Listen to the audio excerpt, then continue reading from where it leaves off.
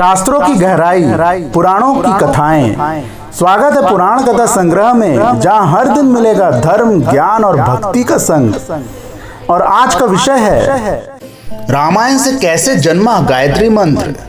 क्यों इस मंत्र को कहा गया है वेदों का हृदय। वेदों में भी अगर सब ऊर्जात्मक और महान मंत्र किसी को माना गया है तो वह है गायत्री मंत्र। लेकिन क्या आप जानते हैं कि गायत्री मंत्र की उत्पत्ति रामायण से संबंधित है, क्योंकि इसकी रचना महर्षि विश्वामित्र ने की है और रामायण से ही प्रेरित होकर की है। कैसे महर्षि विश्वामित्र ने रामायण की रचना की, चलिए जानते हैं।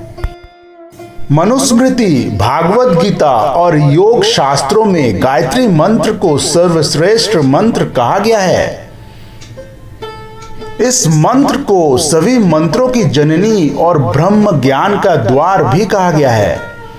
यह सिर्फ एक मंत्र नहीं, बल्कि आत्मा को परमात्मा से जोड़ने वाला सर्वश्रेष्ठ वैदिक मंत्र है। गायत्री मंत्र क्यों कहलाता है वेदों का हृदय, चलिए जानते हैं। गायत्री मंत्र को वेदों का हृदय और सबसे पवित्र मंत्र माना जाता है। इसे वेदों की जननी भी कहा जाता है। यह मंत्र सभी तीन वेदों अर्थात ऋग्वेद, यजुर्वेद, सामवेद में वर्णित है।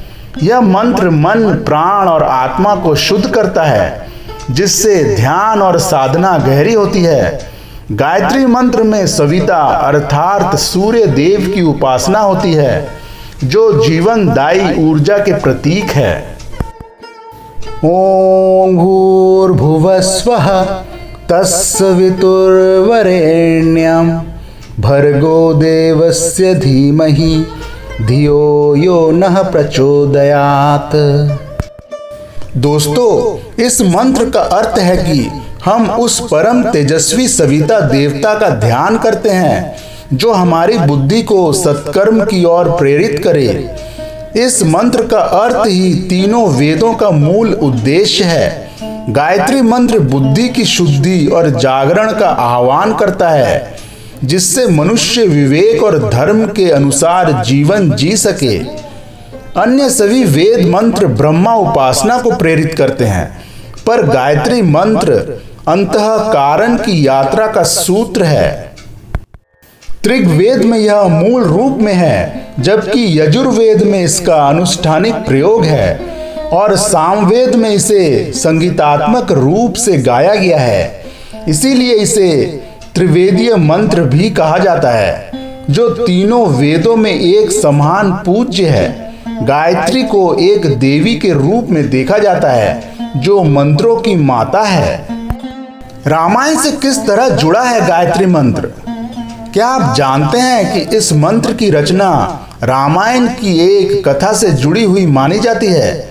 असल में यह मंत्र महर्षि विश्वामित्र द्वारा रचा गया माना जाता है।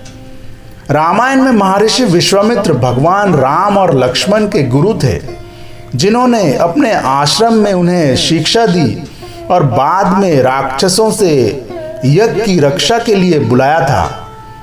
कई शास्त्रों में यह वर्णन आता है कि विश्वामित्र ने कठोर तप कर सविता देव अर्थात सूर्य की उपासना की,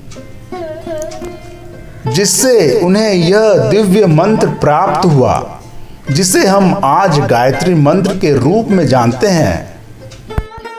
शिव संहिता व अन्य ग्रंथों के अनुसार गायत्री मंत्र में निहित भर्गो देवस्य का भावार्थ राम रूपी देवता की शक्ति है, जो हमारी बुद्धि को प्रेरित करता है।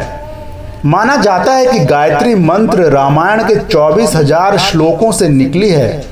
रामायण के हर 1000 श्लोक के बाद आने वाले पहले अक्षर से गायत्री मंत्र बनता है।